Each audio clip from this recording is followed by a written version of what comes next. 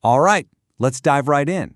Today, we're exploring the incredible, high-stakes balancing act that happens inside your body every single second of the day. I'm talking about the hormonal regulation of your blood glucose.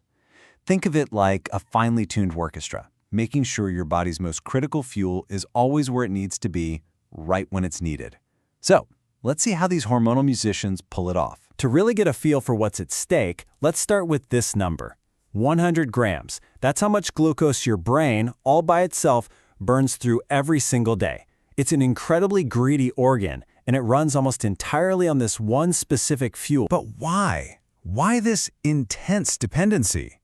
Well, unlike most of your other tissues, which can happily switch over to burning fats for energy, your brain just can't. You see, fatty acids travel in the blood attached to a protein called albumin, and that complex is way too big to get past the super selective blood-brain barrier. And your red blood cells? They're even more dependent.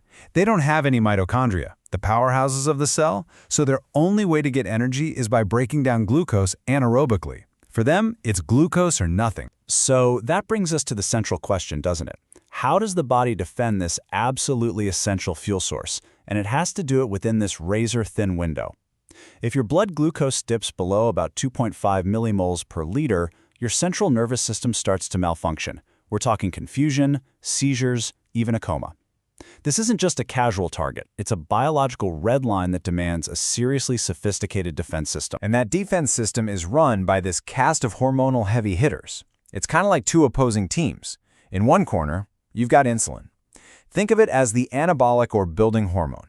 It's the boss when you've just eaten and fuel is plentiful. In the other corner, you have the catabolic or breakdown crew, glucagon, adrenaline, and cortisol. Their job is to tap into your energy savings account when glucose levels are low. This constant tug of war between them is the secret to keeping things stable. So let's start with the first scenario, the fed state. You've just finished a meal, carbs are being digested, and your blood glucose is on the rise. This is insulin's cue to step up to the conductor's podium and take charge. Okay, so how does your body know to release insulin? It's this beautiful, elegant chain reaction. As that glucose-rich blood flows past your pancreas, the glucose pours into specialized cells, the beta cells, through these GLUT2 transporters. Inside, the cell immediately starts burning that glucose for energy, which cranks up the level of ATP. Now, this spike in ATP is the trigger.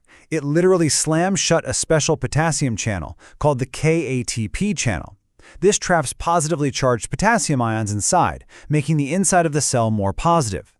That change in voltage, the depolarization, is what forces open calcium channels. Calcium then floods in, and that's the final signal that tells the cell to spit out all its stored insulin into the blood. It's an incredible piece of molecular engineering. So now insulin is in the bloodstream. What does it do? Well, it acts like a key, but only for certain doors, mainly on your muscle and fat cells. Its main job is to tell these cells to bring out their special glucose transporters, called GLUT4. See, these transporters are normally just hanging out in vesicles inside the cell, waiting. Insulin's signal causes them to merge with the cell membrane, creating all these new doorways for glucose to rush in from the blood, which of course brings your blood sugar level down. Insulin's entire game plan is anabolic. It's all about building and storing. So it boosts glucose uptake and tells the cells to burn it for immediate energy. It pushes the liver and muscles to store glucose as glycogen. And if there's still too much glucose left over, it drives the liver to convert it into fat for long-term storage. At the very same time, it slams the brakes on breaking down fat by blocking a key enzyme called hormone-sensitive lipase. Insulin's message is crystal clear. We've got plenty of fuel. Use it, store it, and stop breaking down our savings. And really, it all just boils down to the ratio of insulin to its opponent, glucagon. In this fed state, with plenty of glucose coming in, the ratio is super high in favor of insulin. All metabolic traffic is flowing in one direction, towards building things. Synthesis and storage are the names of the game. Okay, but what happens a few hours later? That meal is a distant memory, you're getting hungry, and your blood glucose starts to dip. The whole hormonal picture has to flip. Insulin steps back, and now the catabolic team, the breakdown crew, takes over. Welcome to the fasting state. It's glucagon's moment. So let's meet glucagon. It is insulin's arch nemesis. It's pumped out by the alpha cells in the pancreas, which are right next door to the beta cells. But it's triggered by the exact opposite condition, low blood sugar, or hypoglycemia.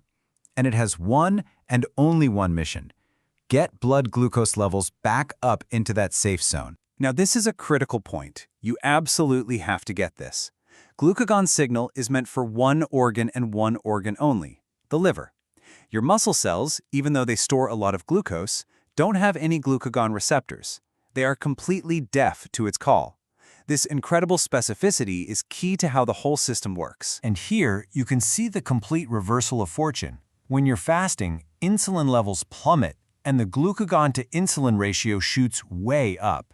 This high ratio is the metabolic switch that flips the body from build mode to breakdown mode, turning on processes like glycogenesis, breaking down glycogen, and gluconeogenesis, which we'll get to. You know, glucagon is a pretty clever strategist. It has a two-pronged attack.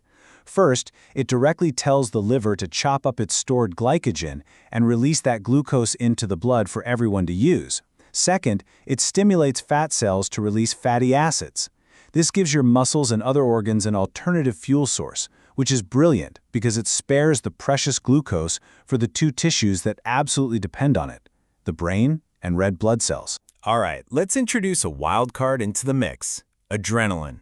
We're not talking about fasting now. We're talking about pure, raw stress, a fight-or-flight situation. When your brain senses danger, it hits the big red panic button, and the system is flooded with adrenaline to get fuel mobilized fast. Now, adrenaline is really interesting because, unlike glucagon, it acts on both the liver and the muscle, but it does so with two totally different goals. In the liver, it does pretty much the same thing as glucagon. It triggers glycogen breakdown to raise blood sugar for the whole body. But in the muscle, it's a different story. It breaks down the muscle's own glycogen stores for a rapid, local burst of energy. The muscle isn't sharing, it's getting ready to run or fight. And that leads us to a classic biochemistry question. If muscle has all this glycogen locked away, why can't it be a team player and release some of that glucose into the blood to help out the brain during a fast? The whole answer comes down to one missing enzyme. Muscle cells lack an enzyme called glucose 6-phosphatase. See, when you break down glycogen, you get a version of glucose that has a phosphate group stuck to it. The liver has this enzyme to snip off the phosphate, allowing the glucose to leave the cell. Muscle doesn't, so that phosphorylated glucose is trapped. It's metabolically selfish by design, destined for one thing and one thing only: fueling that muscle cell right now. Okay, so insulin handles the good times. Glucagon and adrenaline handle short-term scarcity and emergencies. But what happens when the fast drags on? What happens when those liver glycogen stores finally run dry? Well, that's when our final player, cortisol, steps in with its long-term survival plan. Your liver's glycogen tank, it's not bottomless. Just look at this timeline. A few hours after a meal, you enter the post-absorptive state. But after about 15, maybe 20 hours of fasting, those liver glycogen stores are pretty much gone. The body is running on fumes. It can't rely on stored glucose anymore. It has to start making it from scratch. And this incredible process of making new glucose is called gluconeogenesis. The primary hormone driving this long-term strategy is cortisol. Its main job is to go out and find raw materials, mostly amino acids scavenged from muscle protein, and ship them to the liver to be rebuilt into brand new glucose molecules. Now, cortisol plays a totally different game than the other hormones. It's not fast, it's slow, powerful, and strategic. As a steroid hormone, it can just waltz right into a cell and go straight to the nucleus, the command center. There, it directly changes which genes get turned on. In your muscle, it fires up the genes that make protein-chewing enzymes to free up amino acids. And in your liver, it turns on the genes for the essential gluconeogenic enzymes. It's literally retooling the cellular factories to survive long-term starvation. So let's just do a quick recap of our hormonal orchestra. You've got insulin, the master of storage. You have glucagon, the mobilizer, who taps the liver's glycogen piggy bank. There's adrenaline, the emergency fuel injector for when you need to act now.